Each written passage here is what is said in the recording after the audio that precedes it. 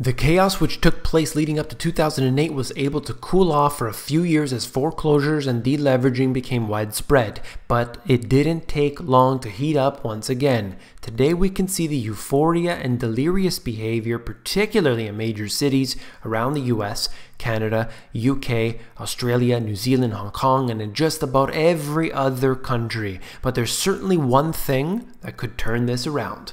You came here for the truth, so let me unveil that for you. Today we are going to look at real estate. I want to talk about interest rates. I want to talk about central banks. I have a lot to cover, in fact, probably too much. So let's get into it as quick as I possibly can. This is the biggest deal that isn't being covered, and I want to get into it, and I really want to stress the importance of this. Thousands line up for zero down payment subprime mortgages. No, this article is not from 2007. I'm talking about present day, and I am not taking this lightly. Borrowers can have low credit scores but have to go through an education session about the program and submit all necessary documents. Do you remember that one? From income statements to phone bills, they must go through counseling to understand their monthly budget and ensure that they can afford the mortgage payment. Oh, you understand, do you? That's right, nod your head, sign on the dot.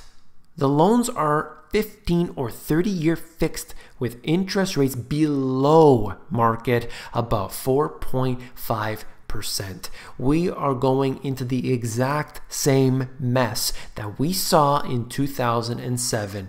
No, the size of the problem isn't as big. The leverage supposedly is lower in this regard in subprime mortgages, but the problem did not leave us. We are encountering the same exact issues, and I don't know why I keep seeing the fact that we are so much better today. There are thousands of people lining up all across the United States in order to get these loans below market.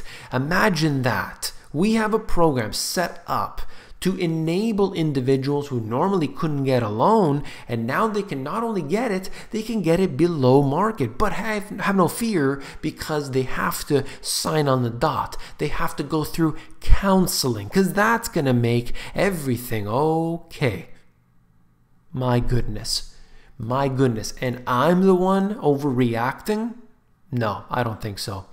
Mortgage rates hit their highest level in more than 7 years this week at nearly 5%, a level that could deter many homebuyers and represents another setback for the slumping housing market. I've been covering this issue, and it's taken a long time to get to this point, but here we are. This is the deal breaker. This is the catalyst for housing. If you have expensive home purchases and you couple that with rising interest rates, that's a deal breaker. So get ready for this as we see these rates rising. That's why they're allowing them to go below market in these cases that are government programs that are allowing all of this business to take place and continue, and only, in fact, make the problem much worse. So I'm going to get through this here. I've got a lot to cover, but essentially very quickly, on the left-hand side, there are three charts here.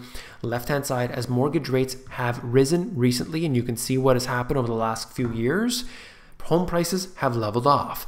So you could see where it has gone, increasing quite dramatically, the prices over, since the bottom up until about 2014.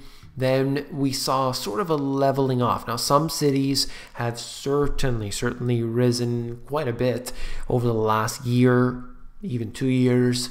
But in general, the prices aren't as extreme as they were over the last few years. Okay, so looking at this, home sales have waned as well. But take a look at areas like San Francisco. They are just off the charts. You look at areas of the Rust Belt have now started to pick up. We've seen some changes occurring, and I'm just covering it for you, trying to be able to always analyze the data as it comes. Freddie Mac puts out this statement and this chart: mortgage rates rise to the highest level in 7 years. And what I thought was interesting was to look at the adjustable rate mortgages. These have increased to 4.07, and this has been quite higher than where it was a year ago. And you can see that just a small jump in interest rates makes a big difference in monthly payments. So I wanted to get into that today because I think it is very important to understand what all these numbers really come down to, and that is monthly payments for the average person. Look, $100 here or there for a lot of people, it's not a big deal. But there's a big group of people in the United States and many other places around the world that $100 to $200 is a big issue. So we need to remember that. And of course, that has a snowball effect. So look at this. We're looking at Canada for a second here. First of all, I found this article in the daytime, and the title was changed. By the time I went to go actually do this video, the title of this changed, and check it out what it is right now. The big banks have started hiking fixed mortgage rates, and then they add in, but home buyers don't need to panic. So just making sure everybody stays calm. I'm sure that they initially put out the statement, which was more generic and basically said that there are banks that are increasing their mortgage rates. Okay, and then they came around and changed it a bit, and what I think is somebody probably saw it and said, wait a second, don't mess around, make that so that nobody freaks out. So they changed it, they updated it later on. Okay, so I know that as a fact that they updated it. You could see right here how it says updated 2 hours ago. But anyway, regardless, so we're looking at this. Essentially what they have in Canada is the system where they have a stress test. And every borrower, you're going to get a mortgage. Let's say, just as an example, you're going to get a mortgage of 4%. Okay, so that mortgage rate is 4%, but they make you have this stress test. Essentially, can you afford a higher mortgage rate? So it would have to be at least 5.34%. That's the mortgage qualifying rate, or MQR. Can you get it at this rate? If you can afford to pay it at this rate, then we'll give you that rate of 4% because you'll be able to handle interest rates rising. So they know interest rates are going to rise and they don't want to have too many people become delinquent. So this is what they do. It's better than nothing, certainly, but that doesn't solve the problem because you're hanging on to baggage of $500,000, $700,000, $1 million of baggage on top of your back. It's not easy to carry, whether it's 4% or whether it's 5.34%. So they've increased marginal amount here. And what I wanted to stress here was that, a commercial bank doesn't need to wait for a central bank to act in order to increase their rates. They can make them anything they want. They can make them 20% if they really want to, but obviously they won't be competitive. They can do what they wish, and I see Canada acting a little bit differently than other countries in that they've just been regularly, slowly increasing their rates. I've been noticing that. Now, what it comes down to is monthly payments. That's what's important, not all the details, not what the FOMC meetings say, not what any of this business that you get online and all of this media trying to put things into your head. Monthly payments for the average household. That's what I worry about. That's what I'm bringing to you. How mortgage rates affect what you pay. This is out of USA Today. Here's how a slight uptick in mortgage rates increases what you pay each month and over the 30-year lifespan of a $250,000 fixed rate loan with a 20% down payment. First of all, I have to say this, $250,000 in a major city in the US, Canada, UK, whatever, $250,000, it's way too low. So I'm going to immediately suggest to everybody that we should at least be looking at a rate of 2 times this amount. Okay, take the 250, multiply it by 2, we get 500,000. I think that's more realistic. All right, for the average person, the average purchase that's taking place today, many people are putting the minimum down. In the US, if you could put 5% down, you probably will. If you could put 10% down, you probably will. But either way, it doesn't matter.